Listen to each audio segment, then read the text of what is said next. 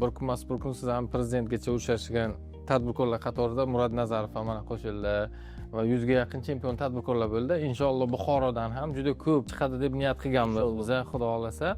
O'sha paytda prezidentimizni oldiga bo'lgan paytingizda bir tavsiya beringlar, tadbirkorlar uchun yengilliklar qilamiz, nimalar qilsak bo'ladi deb tavsiyalar berganda nima tavsiya berardingiz? To'g'risini aytaman, avtonom uylarni qurib bitkazgandan keyin o'sha muhtaram yurtboshimizni o'sha joyga kelishlarini kutyapman, chunki Bizning podkastimiz Vohona xudo xolasa bo'ladi inshaalloh.